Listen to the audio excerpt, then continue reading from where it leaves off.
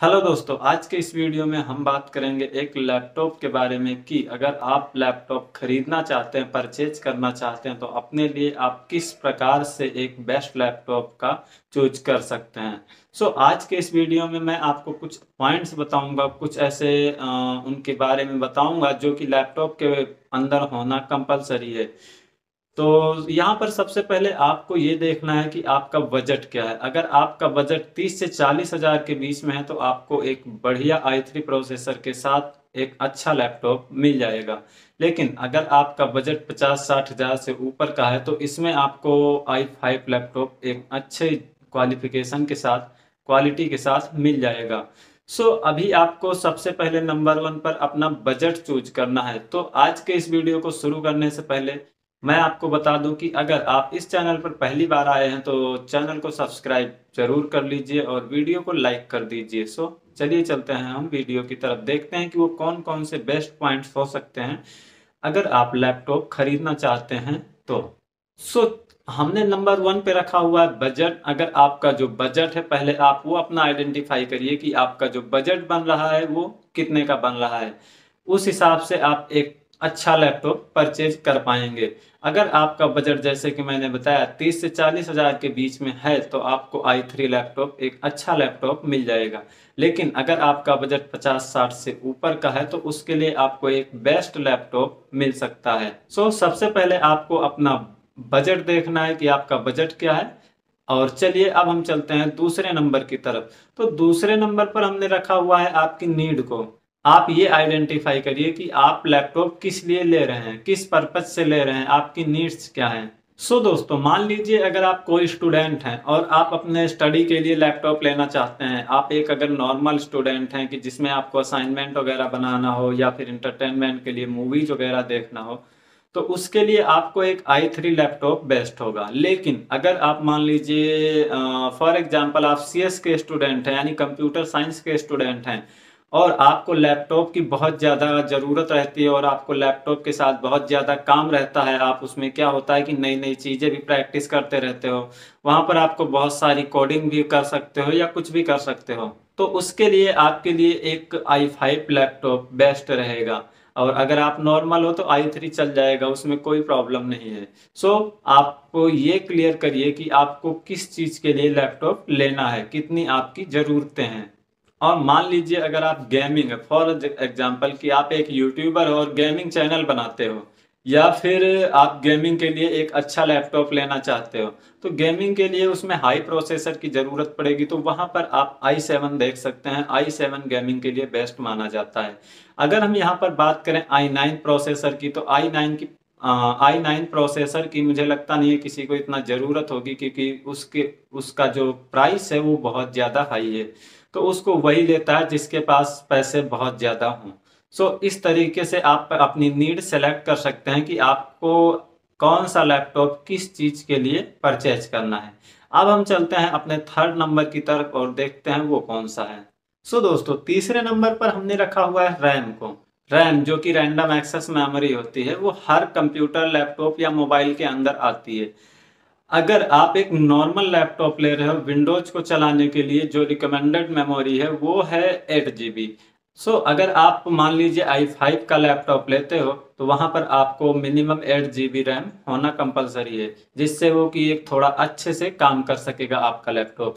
लेकिन अगर आप i3 प्रोसेसर का लैपटॉप लेते हो तो वहां पर आपको 4 GB से भी काम चल जाएगा। अगर आप 4 GB रैम का i3 लैपटॉप लेते हो तो वहां पर आपका काम चल जाएगा। लेकिन अगर मान लीजिए आप i7 लैपटॉप ले रहे हो और वहां पर आपको एक गेमिंग करनी है अच्छी और वीडियो एडिटिंग वगैरह करनी है 1080 या 4K की, वहां पर आपको मिनिमम 16 GB या फिर 32 GB मेमोरी की रैम के साथ का लैपटॉप लेना चाहिए, जो कि एक अच्छा रेस्पॉन्स आपको दे सके। जब भी आप कोई काम करें तो उसमें ये ना रुके कि कोई चीज प्रोसेस में लग गई देन वो हैंग हो गया। वहां पर आपको ये चीजें बहुत कंपलसरी हैं देखना कि आपकी नीड क्या है, मतलब आप किस लिए लैपटॉप ले रहे हैं, और उसी हिसाब से आप अपनी रैम को इंक्रीज कर सकते हैं। क्योंकि पैसे एक बार ही लगते हैं, 2-4 हजार अगर इधर उधर लगते हैं तो आदमी सोचता है कि चलो ठीक है, फ्यूचर के लिए अच्छा होगा। तो दोस्तों, चौथे नंबर पर हमने रखा हुआ है स्टोरेज को। अभी यहाँ पर स्टोरेज दो प्रकार की होती है। नंबर एक होता है हार्ड ड्राइव, HDD यानी हार्ड डिस्क एंड ड्राइव, और दूसरा होता है सॉलिड स्टेट ड्राइव यानी SSD। अब यहाँ पर मैं आपको जो प्रेफर करूंगा कि आप जब भी कोई लैपटॉप लें तो उसका जो स्टोरेज है वो SSD होना चाहिए, सॉलिड स्टेट ड्राइव, जिससे कि आपका जो विंडोज सिस्टम है उसकी स्पीड काफी टाइम तक जो है बरकरार रहती है। अदरवाइज अगर आप हार्ड डिस्क का यूज करते हैं तो उसमें आपकी जो है कुछ ना कुछ टाइम बाद, मिनिमम 1-2 साल बाद, आपका जो स्पीड है कंप्यूटर का या फिर लैपटॉप का वो डाउन हो जाता है। तो मैं यहाँ पर आपको रिकमेंड करूंगा कि आप जब भी लें SSD वाला स्टोरेज ही लें। आप इसमें मिनिमम 500 GB तक स्टोरेज ले सकते हैं, इससे मुझे लगता है कि बहुत अच्छा परफॉर्मेंस आपको मिलेगा। लेकिन अगर आपका बजट कम है तो आप 128 GB की SSD ले सकते हैं, और जिसके अंदर आप विंडोज इंस्टॉल करवा सकते हैं, जिससे कि आपका सिस्टम स्लो नहीं होगा, और उसके बाद आप हार्ड ड्राइव का यूज कर सकते हैं अपने लैपटॉप के अंदर। मैंने 5वें नंबर पर यहाँ पर रखा हुआ है डिस्प्ले को, जो कि मुझे लगता है ज्यादातर लोग कंप्यूटर या लैपटॉप परचेज करते टाइम ये देखना भूल जाते हैं कि उनका जो डिस्प्ले है वो कैसा है। मान लीजिए अगर का आपका जो काम है वो एक ग्राफिक डिजाइनिंग का काम है या फिर वीडियो एडिटिंग का काम है, तो इसमें आपको बहुत ज़्यादा मुझे लगता है डिस्प्ले पर देखने की ज़रूरत पड़ती है, और जिसमें अगर कलर कॉम्बिनेशन अलग हो जाता है तो उसमें फिर आपको प्रॉब्लम्स आने लगती हैं। तो इस वजह से जब भी आप डिस्प्ले खरीदें तो डिस्प्ले में एक चीज़ विशेष ध्यान दे के रखें कि आपका जो IPS पैनल है वो होना कंपलसरी है। अगर IPS पैनल नहीं होता है तो आपका जो आप डिस्प्ले में स्ट्रेट देखते हैं यानी सीधा देखते हैं, जो चीजें दिखाई देती हैं, अगर वही चीजें आप साइड से देखते हैं तो वो नहीं दिखाई देती हैं। लेकिन अगर आपका IPS पैनल वाला डिस्प्ले है तो उसमें जो चीज आप स्ट्रेट से देखेंगे वही चीज आपको साइड से भी दिखेंगी, यानी दोनों साइड से।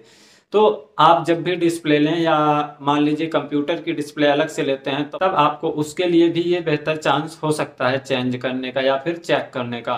लेकिन अगर आप न्यू कंप्यूटर ले रहे हैं तो उसमें आप इस चीज का विशेष तौर पे ध्यान दें। तो यहाँ पर हमने लास्ट पॉइंट पे रखा हुआ है कि जो आप लैपटॉप परचेज कर रहे हैं उसमें आप एक चीज और विशेष ध्यान देना कि क्या हम फ्यूचर में उसे अपग्रेड कर सकते हैं।